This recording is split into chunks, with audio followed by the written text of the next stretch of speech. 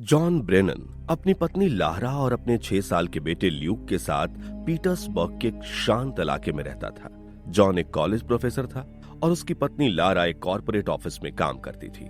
उनकी जिंदगी किसी खूबसूरत सपने जैसी थी, जहां प्यार था, सुकून था और एक छोटा सा खुशहाल परिवार था।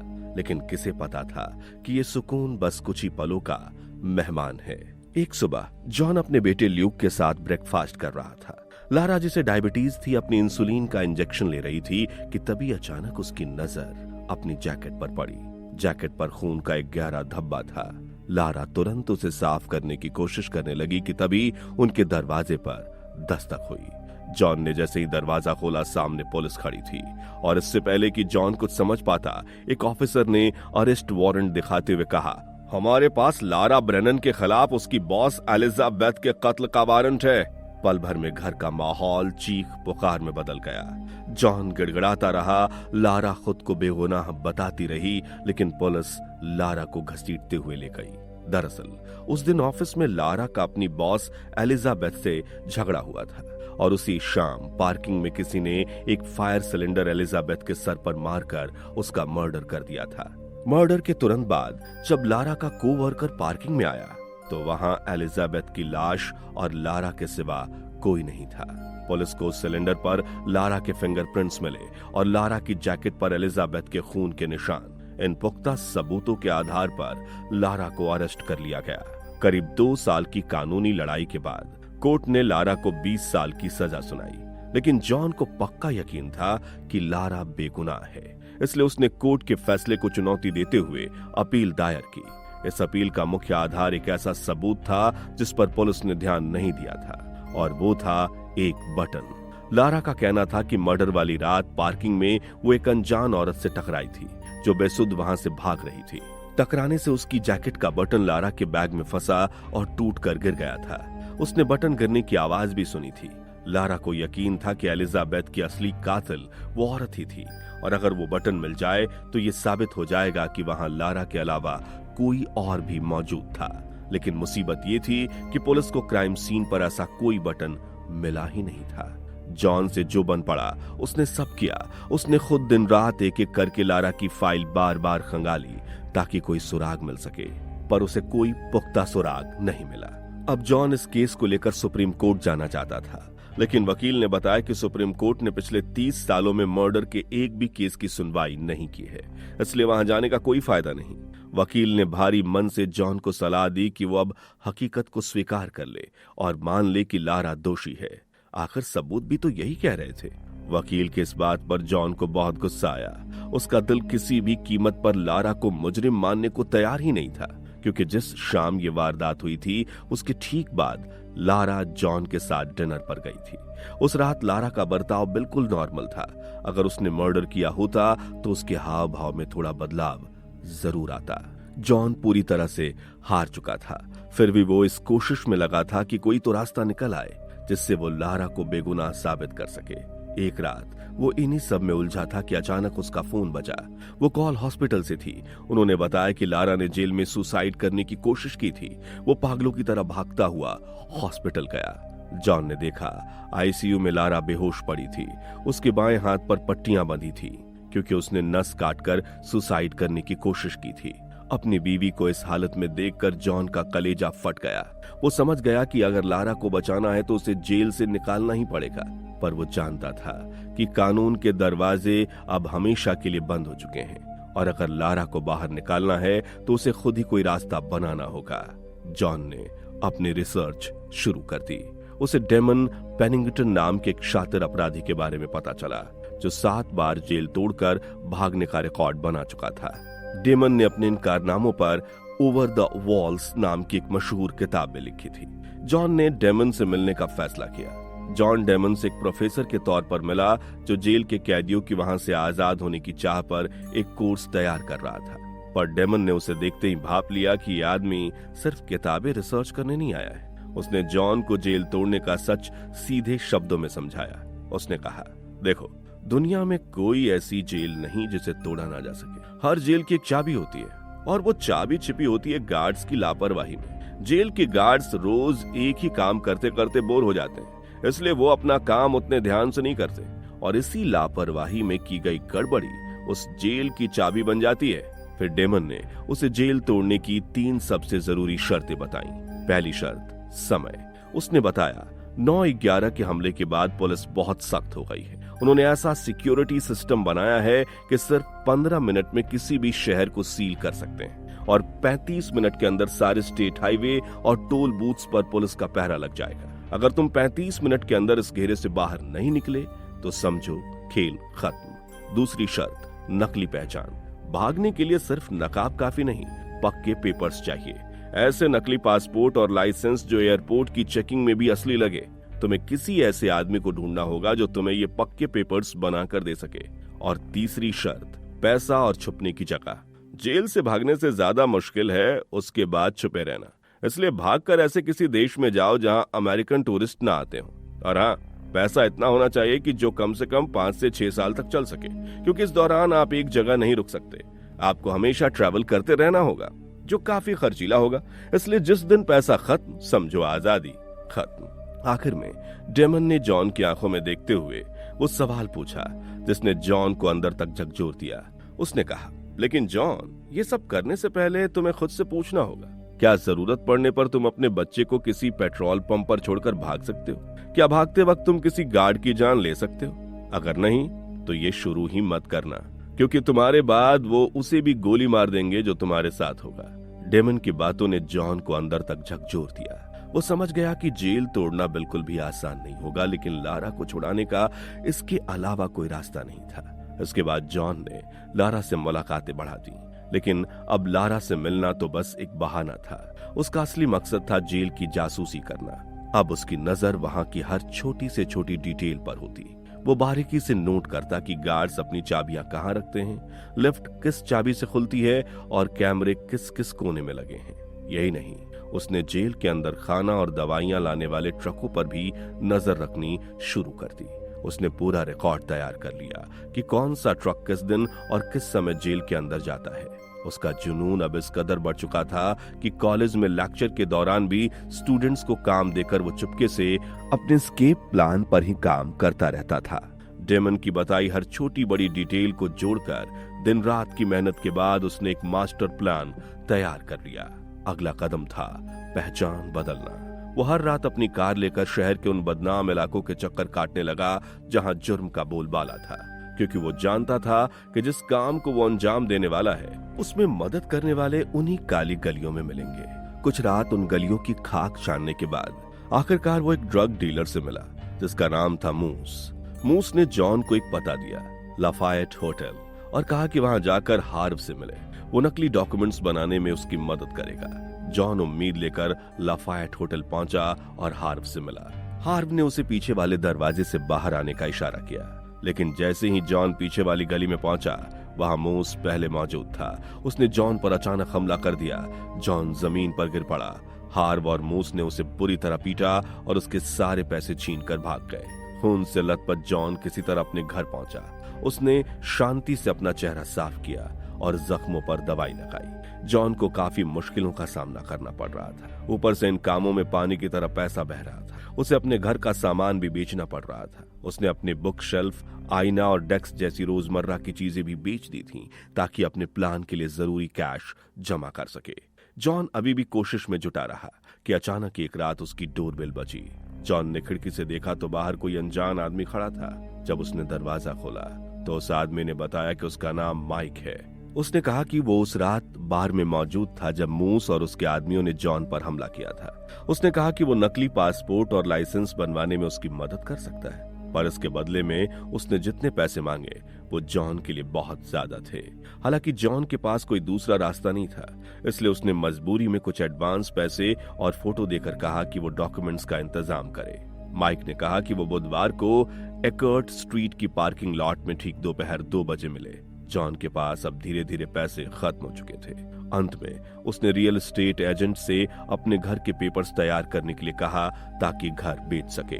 जॉन अपने प्लान में जैसे जैसे आगे बढ़ रहा था, खतरा और बढ़ता जा रहा था, इसलिए उसने बिना लाइसेंस वाली एक गन खरीदी। आज बुधवार था। जॉन एकर्ट स्ट्रीट पर अपनी कार में बैठा माइक का इंतजार कर रहा था। कुछ देर बाद माइक अपनी बाइक से वहां पहुंचा। माइक ने फुर्ती से उससे बाकी पैसे लिए और बदले में नकली पासपोर्ट, ड्राइवरी लाइसेंस, सोशल सिक्योरिटी जैसे जरूरी डॉक्यूमेंट्स दिए। अब अगला कदम था जेल तोड़कर लारा को आजाद करना। जॉन जानता था कि लारा को आजाद कराने के लिए उसे जेल के कई ताले तोड़ने होंगे, इसलिए उसने ऑनलाइन वीडियो देखकर बम्प की बनाना सीखा। बम्प की एक ऐसी नकली चाबी होती है जिससे किसी भी ताले को बड़ी आसानी से खोला जा सकता है। बम्प की बनाने के बाद उसे टेस्ट करने के लिए उसने अपने घर के मेन दरवाजे पर आजमाया। जैसे उसने चाबी लगाई और हल्का सा झटका दिया, दरवाजा खुल गया। लेकिन जॉन का असली मकसद सिर्फ घर का दरवाजा नहीं बल्कि जेल के दरवाजे खोलना था। जॉन उस चाबी को लेकर लारा से मिलने काउंटी जेल पहुंचा। वहां सबसे बड़ा खतरा सिक्योरिटी चेकिंग थी, लेकिन जॉन ने गार्ड की आंखों में धूल झोंकते हुए चेकिंग पार की और उस बम्प की को जेल के अंदर ले जाने में कामयाब हो गया। जॉन अपनी ही तरह आए दूसरे विजिटर्स के साथ अंदर गया। लेफ्ट कॉरिडोर में सुरक्षा के लिए हर बार की तरह सबको कुछ पल के लिए रुकना था। जॉन अपने प्लान के मुताबिक लिफ्ट के बिल्कुल पास खड़ा था। जॉन ने मौका पाकर अपने साथ लाई बम्प की लिफ्ट के ताले में डाली। चाबी ताले में फिट हो गई। अब जॉन का दिल जोर जोर से धड़क रहा था। उसने एक लंबी सांस ली और खुद को शांत किया और हल्के हाथ से चाबी घुमाने की कोशिश की, पर वो नहीं घूमी।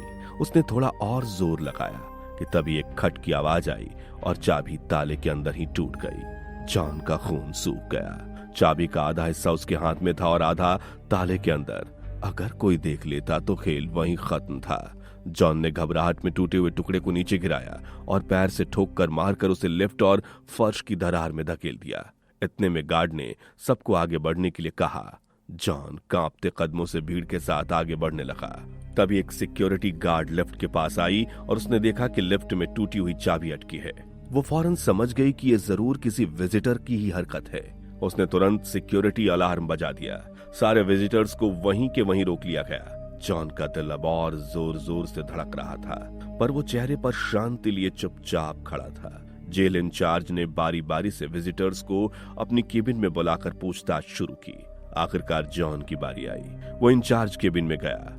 इंचार्ज ने कैमरे का फुटेज दिखाते हुए जॉन से पूछा, तो बताइए आप इनमें कहां पर हैं? जॉन समझ गया कि अब सब खत्म हो चुका है, क्योंकि अगर कैमरे में उसकी हरकत आ गई तो वो भी पकड़ा ही जाएगा। लेकिन तभी उसने देखा कि कैमरे की फुटेज काफी धुंधली थी और सामने के कुछ विजिटर्स को छोड़कर किसी का चेहरा साफ दिखाई नहीं दे रहा था। उसने बड़ी हिम्मत से खुद की नर्वसनेस को छुपाया और लिफ्ट के बिल्कुल दूसरे साइड वाली लाइन की तरफ इशारा करते हुए कहा, मैं यहाँ हूँ। जॉन ने मामले से अनजान बनते हुए इंचार्ज से पूछा, क्या बात है सर, कुछ प्रॉब्लम है?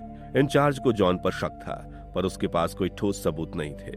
उसने वो टूटी हुई बम्प की उसके सामने रखते हुए कहा, जॉन अगर ये तुमने किया है तो तुम्हें सोचना चाहिए कि तुम्हारे बच्चे के साथ क्या होगा अगर उसके माँ बाप दोनों जेल चले गए। पूछताछ में जॉन बच तो निकला, लेकिन वो समझ गया कि इंचार्ज बिल्कुल सही कह रहा था। वाकई अगर वो पकड़ा जाएगा तो उसके बच्चे का क्या होगा? इस सोच ने जॉन को अंदर से हिला दिया। वो जल्दी से बस उस चारदीवारी से बाहर निकलना चाहता था। उसने तुरंत अपनी विजिटर आईडी वापस की और जैसे तैसे जेल के मेन गेट से निकल गया। लेकिन तब तक वो अंदर से बिल्कुल हिल गया था। उसका शरीर और दिमाग इतना प्रेशर बर्दाश्त नहीं कर पाया और उसे उल्टी हो गई। उसे उल्टी करते हुए एक पुलिस वाले ने देख लिया और उसे शक हुआ कि जरूर कुछ गड़बड़ है। जॉन ने भी उस पुलिस वाले को देख लिया। वो भी समझ गया कि पुलिस वाले को शक हो गया है। जॉन जैसे तैसे अपने घर पहुंचा। वो जानता था कि वो पुलिस वाला जरूर उसका पीछा करते हुए घर तक आएगा, इसलिए वो कमरे में एक दीवार के पीछे छुपकर बैठ गया। घर की सारी लाइटें बंद कर दी ताकि बाहर से लगे कि घर पर कोई नहीं है, क्योंकि अगर पुलिस वाला घर के अंदर आ गया तो दीवार पर लगे शहर और जेल के नक्शे, मार्कर से की गई बारीक डिटेलिंग और नकली डॉक्यूमेंट्स देखकर सब समझ जाएगा। जॉन का शक बिल्कुल सही था।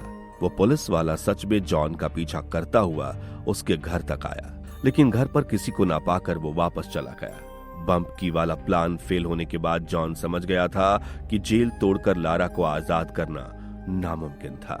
अब उसे किसी दूसरे तरीके की तलाश थी जिससे वो लारा को जेल से बाहर निकाल सके। वो हर दिन जेल के आसपास हो रही एक्टिविटी पर नजर रखने लगा। इसी दौरान उसकी नजर एक मेडिकल वैन पर पड़ी। उसने नोटिस किया कि वो वैन हर मंगलवार को अलग अलग लैब से कैदियों की मेडिकल रिपोर्ट्स लेकर ठीक सुबह 9:30 बजे जेल की मेडिकल टीम को सौंपती है। जॉन समझ गया कि यही वैन लारा की भी डायबिटीज रिपोर्ट लेकर जाती होगी। जॉन ने अपनी कार से उस वैन का पीछा करना शुरू किया।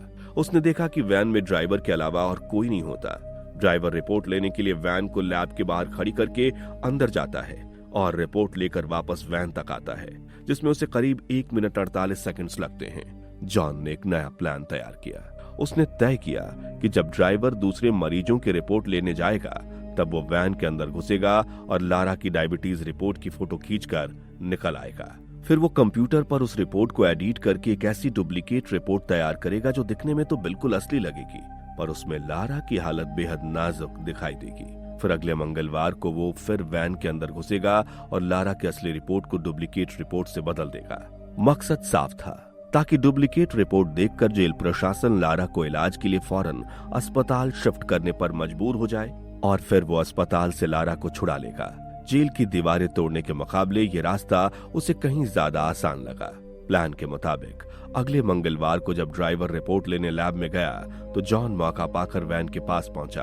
वैन का लॉक खोलने के लिए उसने एक टेनिस बॉल का अनोखा तरीका अपनाया। उसने ऑनलाइन वीडियो देखकर ये सीखा था। उसके मुताबिक उसने बॉल में एक छेद कर लिया था और उसने उस छेद को की होल पर रखकर बॉल को जोर से मारा। हवा के दबाव से लॉक खुल गया और अलार्म भी नहीं बजा। वो झट से वैन के अंदर गया और लारा की रिपोर्ट की फोटो खींचकर तुरंत वहां से निकल आया। अब उसे डुप्लीकेट रिपोर्ट बनाकर वापस वैन में रखनी थी, लेकिन उससे पहले उसे ये भी तय करना था कि अस्पताल में इतने पुलिस वालों के बीच से लारा को कैसे निकालेगा और वहां से निकलने के बाद शहर और स्टेट से कैसे बाहर निकलेगा। वो इन सब तैयारियों में जुट गया। इस बीच एक दिन वो लारा से मिलने जेल गया। जब लारा उससे मिलने आई तो उसके हाथ में एक नोटिस था। जॉन ने वो नोटिस पढ़ा तो उसके पैरों तले जमीन खिसक गई। उसे पता चला कि लारा को अगले 3 दिनों के अंदर किसी दूसरे जेल में शिफ्ट कर दिया जाएगा। जॉन का दिमाग सन्न रह गया। लारा को अगर किसी और जेल में शिफ्ट कर दिया जाता तो उसके पूरे प्लान पर पानी फिर जाता। अब जॉन को जो भी करना था इन्हीं 3 दिनों के अंदर करना था। संयोग से तीसरा दिन मंगलवार था। उसने फैसला किया कि वो इसी मंगलवार को लारा की मेडिकल रिपोर्ट बदलकर उसे अस्पताल से छुड़ाएगा, जिसके बाद छुपने के लिए उसे बहुत सारे पैसों की जरूरत होगी। इतनी जल्दी पैसों के इंतजाम के लिए उसने एक ऐसा प्लान बनाया जो वो सपने में भी नहीं सोच सकता था। उसने फैसला किया कि वो बैंक लूट कर पैसों का इंतजाम करेगा। जॉन ल्यूक को अपने पेरेंट्स के घर छोड़कर सीधा एक लोकल बैंक के बाहर जा पहुंचा। उसका दिल दोगुनी रफ्तार से धड़क रहा था। वो कार से उतरकर बैंक में जाने ही वाला था कि तभी उसे एक महिला दिखी जो अपने 1 साल के बच्चे को स्ट्रॉलर में लेकर बैंक के अंदर जा रही थी। ये देखकर जॉन के हाथ कांप उठे। उसने हिम्मत जुटाई, पर वो जानता था कि लूट के दौरान गोली भी चलानी पड़ सकती है और अगर वो महिला सामने आ गई तो वो किसी मासूम बच्चे को अनाथ नहीं कर सकता था। आखिरकार जॉन की हिम्मत जवाब दे गई और वो वापस लौट आया। बैंक से खाली हाथ लौटने के बाद जॉन बुरी तरह टूट चुका था। उसे समझ नहीं आ रहा था कि अब वो क्या करे। अब उसके पास सिर्फ आज की रात और कल का दिन बचा था। न चाहते हुए भी उसे वो रास्ता चुनना पड़ा जिसके बारे में उसने कभी नहीं सोचा था। उसे ढेर सारे पैसों की जरूरत थी और वो जानता था कि इतना कैश उसे सिर्फ काले धंधे वालों के पास ही मिल सकता है। उसने अपनी गन उठाई और शहर के उस बदनाम इलाके में जा पहुंचा जहां ड्रग का धंधा होता था। जॉन एक अंधेरे कोने में गाड़ी लगाकर हालात का जायजा लेने लगा। करीब 9 बजे एक चमचमाती लाल कार वहां आकर रुकी। ड्रग डीलर ने कार के ड्राइवर डेविड को पैसों की गड्डी दी, जिसके बदले डेविड ने उसे ड्रग का पैकेट दिया। जॉन समझ गया कि डेविड एक ड्रग सप्लायर है। जॉन ने तुरंत अपनी कार उसके पीछे लगा दी। थोड़ी देर बाद डेविड की कार शहर के बाहर एक सुनसान घर के सामने पहुंची। वो ड्रग सप्लायर एलेक्स का अड्डा था। जॉन ने दूर से देखा कि डेविड ने कैश का बंडल एलेक्स को दिया और दोबारा कलेक्शन के लिए निकल गया। जॉन समझ गया कि डेविड पैसे लेकर वापस जरूर आएगा। वो दबे पांव घर के पास गया और दरवाजे की आड़ में छिपकर इंतजार करने लगा। कुछ देर बाद डेविड फिर आया और दरवाजा खटखटाया। जैसे ही एलेक्स ने दरवाजा खोला, जॉन ने डेविड को जोरदार धक्का दिया और उसे लेकर घर के अंदर घुस गया। जॉन ने तुरंत एलेक्स पर गन तान दी। शुरुआत में एलेक्स को लगा कि जॉन पुलिस वाला है, पर जॉन ने कड़क आवाज में पूछा, पैसे कहाँ हैं? एलेक्स समझ गया ये पुलिस नहीं बल्कि कोई लुटेरा है। उसने अपनी जेब से कुछ पैसे निकालकर सामने फेंकते हुए कहा, ये लो। जॉन ने उन पैसों को नजरअंदाज करते हुए एलेक्स से पूछा, बाकी का कैश कहाँ छिपा रखा है? एलेक्स ने अकड़ते हुए कहा, तो जानता नहीं मैं कौन हूं? मैं तुझे जान से मार दूंगा। जॉन ने आव देखा न ताव सीधे एलेक्स के हाथ पर गोली मार दी। एलेक्स दर्द से कराह उठा। वो पूरी तरह डर गया, लेकिन इसके बावजूद वो बाकी पैसों का पता बताने को तैयार नहीं था। जॉन ने पास रखी शराब की बोतल एलेक्स के चारों तरफ फोड़ दी। उसने कागज जलाकर एलेक्स के चेहरे के पास पहुंचाया और धमकी दी, अगर तूने नहीं बताया तो मैं तुझे इसी घर के अंदर जला दूंगा। एलेक्स अब भी चुप था। गुस्से में जॉन ने वो जलता हुआ कागज जमीन पर बिखरी शराब पर फेंक दिया। देखते ही देखते वहां आग की लपटें उठने लगीं। तभी एलेक्स मौका पाकर तुरंत सीढ़ियों से ऊपर भागा। जॉन डेविड को ढाल बनाकर एलेक्स के पीछे दौड़ा। जैसे ही वो ऊपर पहुंचा, एलेक्स ने एक कमरे के अंदर से उस पर गोलियां चलानी शुरू कर दी। जॉन ने जख्मी डेविड को अपने सामने खड़ा कर दिया, इसलिए गोली सीधे उसे जा लगी। डेविड के साथ जॉन भी वहीं गिर पड़ा।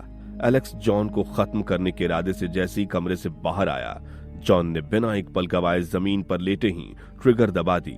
एलेक्स वहीं ढेर हो गया। जॉन तुरंत उस कमरे के अंदर गया, जहां उसे खुली तिजोरी और पैसों से भरा एक बैग मिला।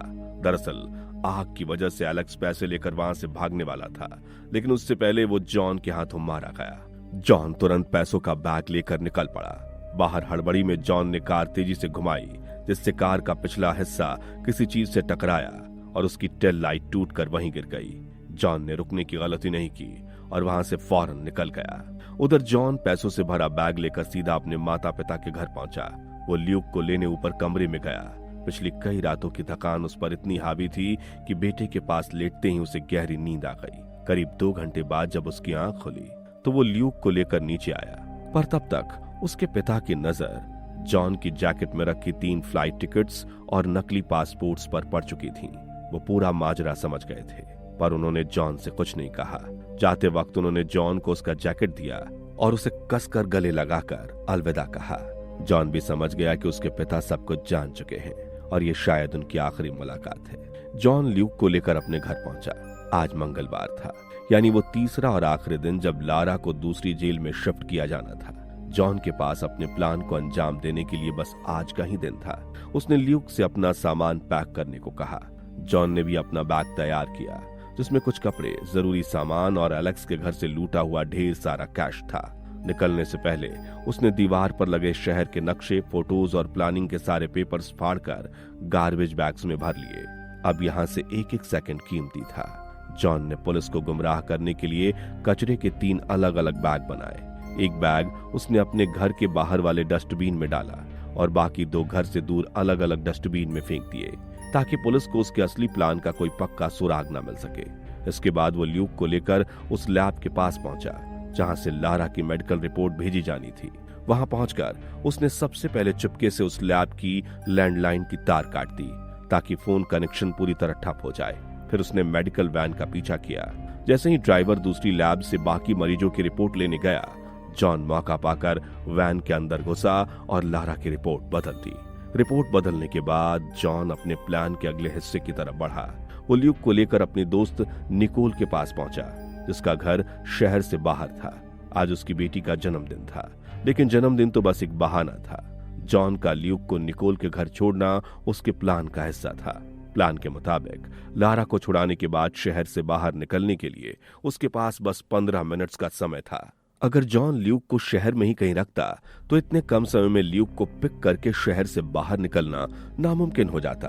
पर क्योंकि निकोल का घर शहर से बाहर था, तो पहले वो लारा को लेकर 15 मिनट में शहर से बाहर आ जाता, फिर आराम से निकोल के घर से ल्यूक को पिक करके अगले 35 मिनट्स में स्टेट बॉर्डर तक पहुंच सकता था।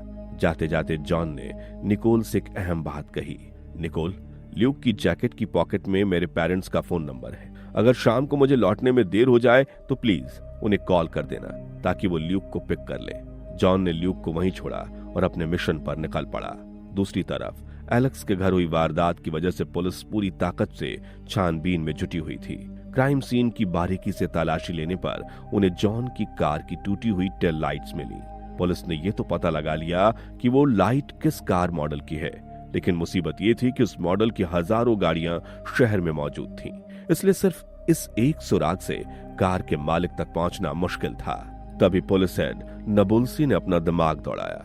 उसने अपने जूनियर हैरिस से यह पता लगाने को कहा कि शहर में ऐसे कितने लोग हैं जिनका क्रिमिनल रिकॉर्ड है और उनके नाम पर ब्लैक पियर्स कार रजिस्टर्ड है। हैरिस ने तुरंत डेटाबेस चेक करवाया और बताया कि ऐसे कुल 6 लोग हैं। उनमें से 4 तो मामूली क्रिमिनल्स हैं, लेकिन बचे 2 में से एक रेपिस्ट और एक मर्डरर है। लेकिन रेपिस्ट फिलहाल व्हील चेयर पर है और मर्डरर एक औरत है जो फिलहाल जेल में है। नबुल्सी ने कहा, तो पता करो क्या उसका पति या बेटा कार चलाने की स्थिति में है। हैरिस ने जैसे ही डिटेल चेक की, जॉन का नाम सामने आ गया। इस तरह एक टूटी हुई लाइट के सहारे पुलिस की शक की सुई सीधा जॉन पर आ रुकी। उधर जैसे ही लारा की डुप्लीकेट रिपोर्ट जेल प्रशासन के पास पहुंची, मेडिकल टीम के होश उड़ गए। रिपोर्ट के मुताबिक लारा की हालत बेहद नाजुक थी। उसे फौरन अस्पताल में भर्ती कराना जरूरी था। डॉक्टर्स ने रिपोर्ट कंफर्म करने के लिए लैब में फोन लगाया, लेकिन लैंडलाइन के तार तो जॉन पहले ही काट चुका था, इसलिए संपर्क नहीं हो पाया। रिपोर्ट के अनुसार लारा की हालत इतनी गंभीर थी कि उनके पास सोचने का वक्त नहीं था। उन्होंने बिना देरी किए लारा को गवर्नमेंट हॉस्पिटल शिफ्ट करने का फैसला किया। लारा को हथकड़ियों समेत एम्बुलेंस में बिठाया गया। एम्बुलेंस आगे आगे और सुरक्षा के लिए पुलिस की एक वैन पीछे पीछे अस्पताल की तरफ निकल पड़े। जॉन जेल से बाहर अपनी कार में छिपा एम्बुलेंस का इंतजार कर रहा था। उसने तुरंत एम्बुलेंस का पीछा करना शुरू किया। उधर पुलिस जॉन के घर पहुंची, जो बाहर से लॉक था। गैराज में जॉन की कार को ना पाकर पुलिस हेड नबुल्सी का शक यकीन में बदलने लगा। उसने हैरिस को वारंट का इंतजाम करने को कहा और दरवाजे का लॉक तोड़कर टीम के साथ अंदर दाखिल हुआ।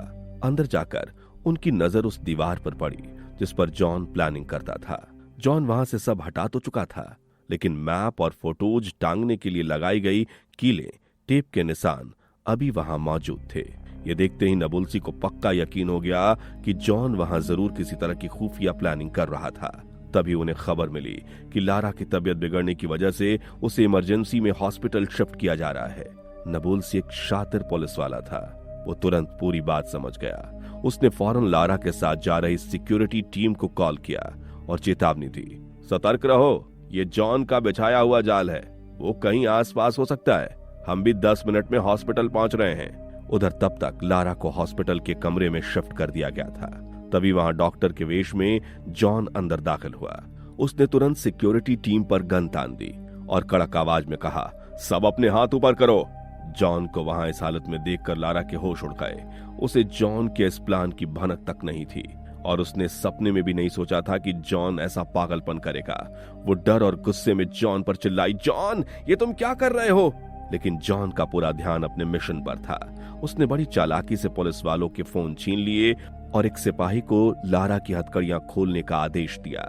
जॉन ने नर्स को हुक्म दिया कि वो सभी पुलिस वालों के हाथ बांध दे और उनके मुंह पर सेलो टेप चिपका दे। फिर उसने लारा की तरफ एक व्हाइट कोट फेंकते हुए कहा, जल्दी से इसे पहन लो ताकि निकलते वक्त किसी को शक ना हो। लेकिन लारा दहशत में थी। वो ना तो कपड़े बदलने को तैयार थी और ना ही जॉन के साथ जाने को।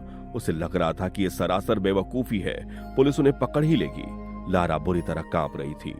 जॉन ने उसकी आंखों में आंख डालकर कहा, लारा अगर तुम मेरे साथ नहीं गई तो मैं भी यहां से नहीं जाऊंगा, और याद रखना हमारा बेटा फिर पूरी जिंदगी अनाथ होकर रह जाएगा। लारा ने ना चाहते हुए भी डॉक्टर की व्हाइट कोट पहन लिया। उधर नबुल्सी और हैरिस भी पुलिस टीम के साथ हॉस्पिटल पहुंच गए थे। जॉन ने अपनी घड़ी पर ठीक 15 मिनट का अलार्म सेट किया। शहर से सुरक्षित निकलने के लिए उसके पास बस इतना ही वक्त था। वे दोनों डॉक्टर के वेश में जैसे ही कॉरिडोर से निकले, रिसेप्शनिस्ट की नजर जॉन पर पड़ गई। उसे उन पर शक हो गया। वो जोर से चिल्लाई, सिक्योरिटी सिक्योरिटी। आवाज सुनते ही जॉन ने लारा का हाथ पकड़ा और लिफ्ट की तरफ दौड़ पड़ा। दोनों लिफ्ट में घुसे और नीचे जाने लगे, लेकिन असली मुसीबत अभी बाकी थी। जैसे ही लिफ्ट ग्राउंड फ्लोर पर खुली, सामने नबुल्सी 2 पुलिस वालों के साथ बंदूक ताने खड़ा था। जॉन ने अपनी गन नबुल्सी पर तान दी। माहौल एकदम तनावपूर्ण हो गया। जॉन बिना नजर हटाए लारा पर चिल्लाया, बटन दबाओ, लिफ्ट बंद करो। लारा ने कांपते हाथों से लिफ्ट का बटन दबाया। नबुल्सी ने चेतावनी देते हुए कहा, जॉन अब तुम नहीं बचोगे, हॉस्पिटल के हर गेट पर पुलिस खड़ी है। लिफ्ट का दरवाजा बंद होते ही जॉन ने लारा से कहा, जल्दी से व्हाइट कोट उतार दो, क्योंकि पुलिस हमें डॉक्टर की ड्रेस में ही ढूंढ रही होगी। लारा ने कोट उतार दिया। लिफ्ट बेसमेंट में खोली। जॉन ने तुरंत अपनी और लारा की व्हाइट कोट सीढ़ियों के पास फेंक दी ताकि उन्हें लगे कि वे सीढ़ियों के रास्ते भागे हैं। उसके बाद वो दोनों वापस लिफ्ट में चढ़े और ग्राउंड फ्लोर का बटन दबा दिया। उधर जब नबुल्सी बेसमेंट में पहुंचा और उसने सीढ़ियों पर व्हाइट कोट देखे तो उसे पक्का यकीन हो गया कि मुजरिम यहीं से भागे हैं। वो जॉन की चाल समझ नहीं पाया और पूरी टीम के साथ सीढ़ियों की तरफ दौड़ पड़ा। उधर जॉन पुलिस को चकमा देकर हॉस्पिटल से बाहर निकलने में कामयाब रहा। अब वो सड़कों पर आ चुका था। वहीं जॉन को बेसमेंट में ना पाकर नबुल्सी ने उसकी चाल अब समझ ली और वो भी भागकर सड़क पर आ गया। जॉन ने सड़क पर चल रही लोगों की भीड़ का फायदा उठाया। उसने भीड़ में घुसकर अपनी जैकेट पलटकर पहन ली, जिससे उसका रंग बदल गया। अब जॉन लारा का हाथ पकड़े भीड़ का हिस्सा बन चुका था। नबुल्सी उनसे कुछ ही फीट की दूरी पर खड़ा उन्हें ढूंढ रहा था, लेकिन पहचान नहीं पाया। जॉन लारा को लेकर हॉस्पिटल के दूसरी तरफ सबवे की ओर निकल गया। नबुल्सी भी उन्हें ढूंढते ढूंढते सबवे की तरफ दौड़ा और उसने नीचे जॉन और लारा को भागते हुए देख लिया। जॉन सबवे से होता हुआ अंडरग्राउंड मेट्रो स्टेशन तक जा पहुंचा। जॉन और लारा प्लेटफॉर्म पर पहुंचकर बेचैनी से मेट्रो का इंतजार करने लगे। कुछ ही पलों में मेट्रो आ गई। जॉन लारा को लेकर तुरंत उसमें चढ़ गया, लेकिन तब तक नबुल्सी भी वहां पहुंच चुका था। उसने दोनों को मेट्रो में चढ़ते हुए देख लिया। उसने तुरंत वायरलेस पर मेट्रो अधिकारियों को आदेश दिया कि ट्रैक 4 वाली मेट्रो को फौरन रोका जाए, लेकिन तब तक ट्रेन प्लेटफॉर्म छोड़ चुकी थी। नबुल्सी ने आव देखा न ताव वो सीधा रेलवे ट्रैक पर कूद गया और भागती हुई ट्रेन के पीछे दौड़ने लगा। उसे पूरा यकीन था कि उसके आदेश के बाद ट्रेन कुछ ही दूर जाकर रुक जाएगी। उधर नबुल्सी की सूचना मिलते ही अगले स्टेशन पर पुलिस की कई गाड़ियां तैनात हो गईं। साथ ही हवाई पुलिस का एक हेलीकॉप्टर आसमान में चक्कर काटने लगा। लेकिन जॉन ने पुलिस की आंखों में धूल झोंकते हुए एक अंडरग्राउंड ट्रैक पर ही ट्रेन की चेन खींच दी और लारा को लेकर बाहर निकल गया। बाहर रेलवे ट्रैक के चारों तरफ लोहे की जाली लगी थी, पर अपने प्लान के मुताबिक जॉन ने पहले उस जाली को एक जगह से काट रखा था ताकि वे आसानी से निकल सके। वो लारा को लेकर पार्किंग में पहुंचा, जहां उसने पहले से ही एक कार छोड़ रखी थी। वो दोनों कार में बैठकर वहां से निकल गए। उधर नबुल्सी जब ट्रैक पर खड़ी मेट्रो तक पहुंचा तो उसने देखा कि जॉन वहां से भाग चुका था। उसकी नजर कटी हुई जाली पर पड़ी और वो समझ गया कि वो उसी रास्ते भागे होंगे, पर तब तक बहुत देर हो चुकी थी।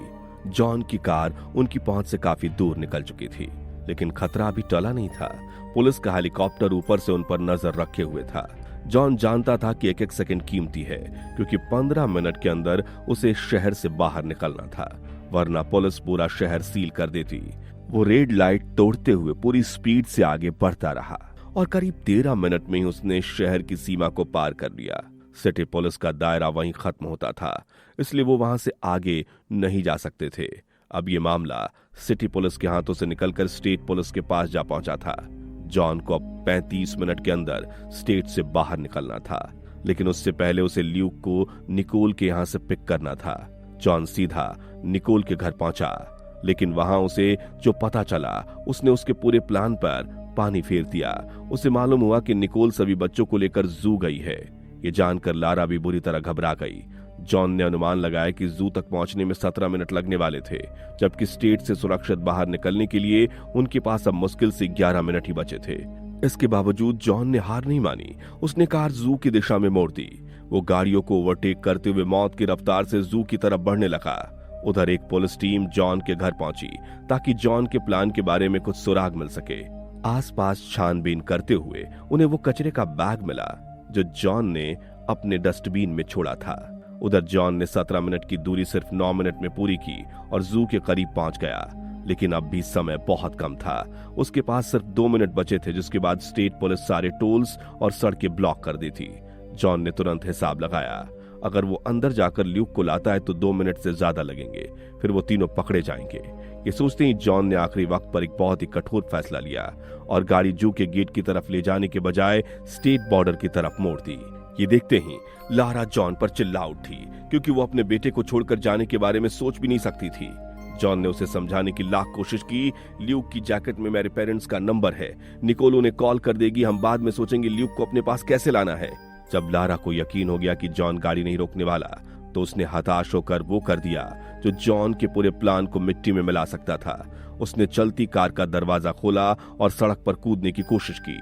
खुशकिस्मती से जॉन ने फुर्ती से उसका हाथ पकड़ लिया। जॉन ने जैसे तैसे उसे अंदर खींचा और हाईवे के किनारे कार रोक दी। जॉन समझ गया लारा ल्यूक के बिना एक कदम भी आगे नहीं बढ़ाएगी, और खुद उसे भी एहसास हुआ कि अपने ही बेटे को वो इस तरह पीछे छोड़कर नहीं जा सकता। उसने गाड़ी वापस जू की तरफ घुमा दी। उधर पुलिस उन्हें चप्पे चप्पे पर ढूंढ रही थी।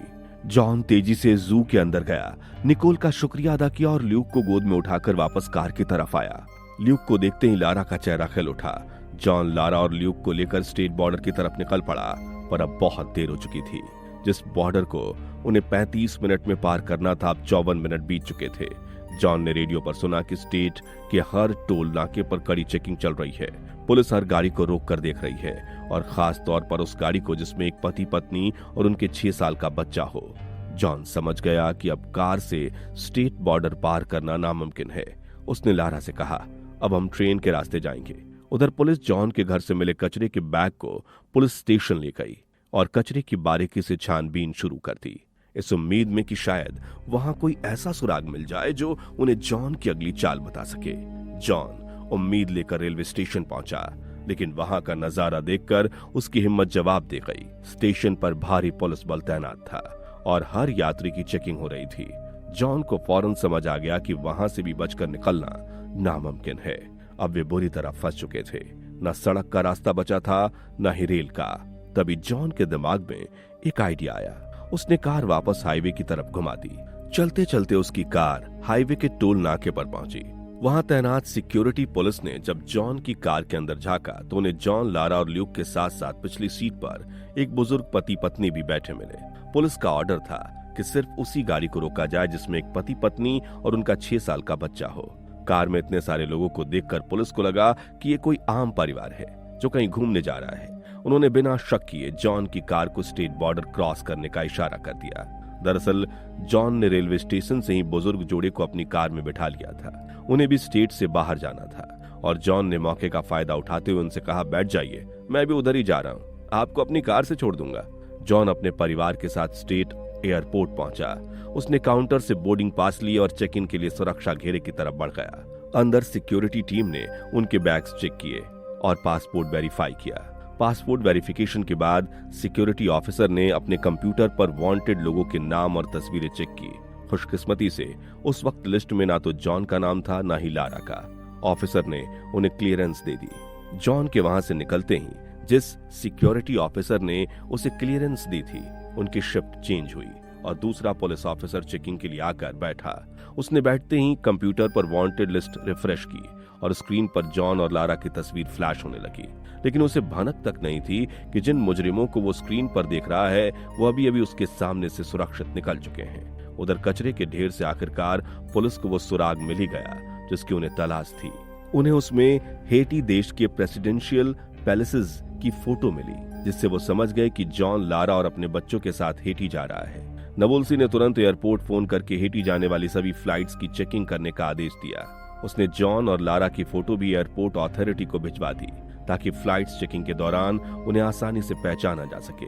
जॉन धीरे धीरे फ्लाइट बोर्डिंग की लाइन में आगे बढ़ रहा था, पर एयरपोर्ट अथॉरिटी भी तब तक मेन गेट पर पहुंच गई और सभी पैसेंजर्स की बारी बारी से चेकिंग होने लगी।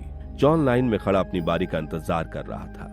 एयरपोर्ट अथॉरिटी ने एक एक करके सभी पैसेंजर्स की चेकिंग की, पर उन्हें जॉन नहीं मिला। उन्होंने जब ये खबर पुलिस को दी तो उनके होश उड़ गए। पहले तो उन्हें समझ नहीं आया कि ये कैसे हो सकता है, पर जल्द ही उन्हें सारा खेल समझ आ गया। जॉन ने जानबूझकर हेटी के प्रेसिडेंशियल पैलेसेस की फोटो कचरे में छोड़ी थी ताकि पुलिस का ध्यान उसकी असली फ्लाइट से भटक जाए। उधर एयरपोर्ट के रनवे पर जॉन की फ्लाइट ने आसमान में उड़ान भरी। ये फ्लाइट काराकस, वेनेजुएला के लिए रवाना हो चुकी थी, एक ऐसा देश जहां अमेरिकी कानून के हाथ आसानी से नहीं पहुंच सकते थे। पुलिस डिपार्टमेंट ने अपनी तमाम कोशिशों के बाद आखिरकार हार मान ली। उन्होंने मान लिया कि जॉन उनकी पकड़ से बहुत दूर निकल चुका है। आखिरकार तमाम मुसीबतों और मौत को मात देकर जॉन अपने परिवार के साथ सुरक्षित वेनेजुएला पहुंच गया। अब वो खतरे से पूरी तरह बाहर थे और एक नई जिंदगी बाहें फैलाकर उनका इंतजार कर रही थी। दोस्तों, उम्मीद है आपको ये कहानी पसंद आई होगी।